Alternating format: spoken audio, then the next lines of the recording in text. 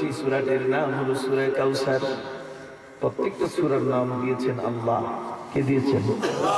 কিন্তু এক একটা নামের মধ্যে এক একটা বিশাল বিশ্লেষণ। যেমন সূরা বাকারা, বাকারা হচ্ছে গাভী।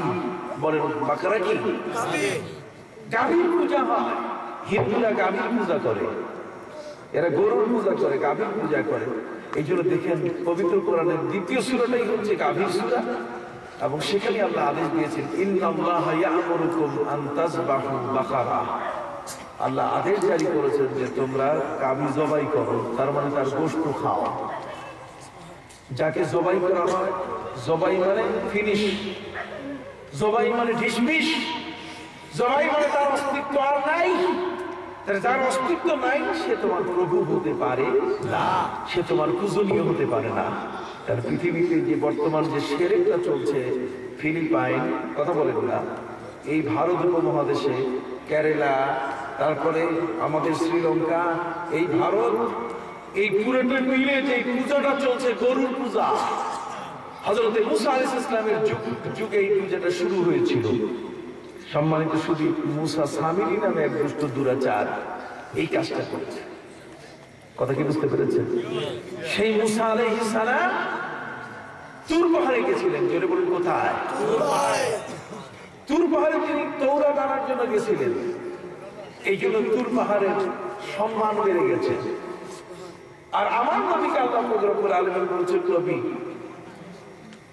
আপনার কাছে আসমানি কিতাব আসতে গেলে কোনো পাহাড়ে যাওয়ার প্রয়োজন নাই।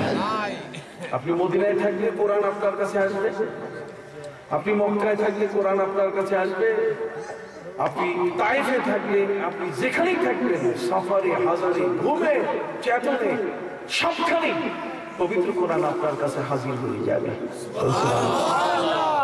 অতএব বিশ্বনবী মুহাম্মদ রাসূলুল্লাহ সাল্লাল্লাহু আলাইহি ওয়াসাল্লাম ঘুমন্ত অবস্থায় সাহাবী হযরত আবু হুরায়রা রাদিয়াল্লাহু তাআলা বলেন, নবী ঘুম থেকে হাসতে হাসতে জেগে উঠলেন। হাসতে হাসতে তিনি ঘুম থেকে উঠলেন। হযরত আবু হুরায়রা রাদিয়াল্লাহু তাআলা জিজ্ঞাসা করলেন, ইয়া রাসূলুল্লাহ মা আযহাকাকা, রাসূল কি আপনাকে হাসালো? হাসতে হাসতে আপনি ঘুম থেকে জেগে উঠলেন কেন? আল্লাহর নবী বিশ্বনবী মুহাম্মদুর রাসূলুল্লাহ সাল্লাল্লাহু আলাইহি ওয়াসাল্লাম তিনি বললেন, সাহাবীরা এই মাত্র আমার উপরে পবিত্র কোরআন নাযিল হয়েছে। উনজিলাত আলাইয়া সূরাতুন আনিফা, একটা সূরা আমার উপরে নাযিল হয়েছে। ওই সূরাটা এমন যে আমি খুশি হয়ে গেছি, আর এই খুশিতে আমি হাসা আর আটকাইতে পারি নাই, আমার মুখ থেকে হাসি বের হয়েছে। এই মাত্র একটা সূরা নাযিল হয়েছে। হযরত আবু হুরায়রা রাদিয়াল্লাহু তাআলা নবীকে জিজ্ঞাসা করেন, হুজুর সেই সূরাটি একটু বললে খুশি হব। এবার আল্লাহর নবী সেই সূরাটি শুনাইতে দিয়ে বিসমিল্লাহ পড়ছেন। কি পড়ছেন? বিসমিল্লাহ। বিসমিল্লাহির রহমানির রহিম। ইন্না আ'তাইনাকাল কাউসার ফাসাল্লি লিরাব্বিকা ওয়ানহার ইন্না শানিআকা হুয়াল আবতার। জোরে বলুন আল্লাহু আকবার। আল্লাহু আকবার। আমি সময় বেশি নেব না, আজকে শুধু সূচনা করে গেলাম সূরা কাউসার। সম্মানিত সুধীর আদায় হয়েছে। আমি আলোচনা করলে আপনারা ফজর পর্যন্ত থাকবেন, এটা আমার বিশ্বাস। কি কোন ঠিক না? মাগরিবের সময় আসার কথা ছিল, পারলাম না। খবর তো কইলাম, অর্ধেক রাস্তায় এক যানবাহন, আরেক অর্ধেক রাস্তায় আরেক যানবাহন। কি বলবো, আবার রাস্তা ভাঙা, আপনাদের দাঁত বাই করে আছে, গাড়ি তাড়াতাড়ি ট্রেনে আসা যায় না। আসতেও এখানে সময় লাগছে, এই সিলেট থেকে পর্যন্ত। বুঝতে পারছেন কথা? আল্লাহ বলছেন, নবী আমি আপনাকে কাউসার দিয়েছি। কি দিয়েছি? কাউসার মানে কিয়ামতের ময়দানে সূর্য মাথার উপরে থাকবে, এবং সেই সূর্যের কারণে মাথা শুকাইয়া, মুখ শুকাইয়া মানুষ ছোট হয়ে যাবে, পিপাসায় কাতর হয়ে যাবে। আল্লাহ তার নবীকে বললেন, এই কাউসারের পানি আপনার হাতে, আপনার দায়িত্বে দিব।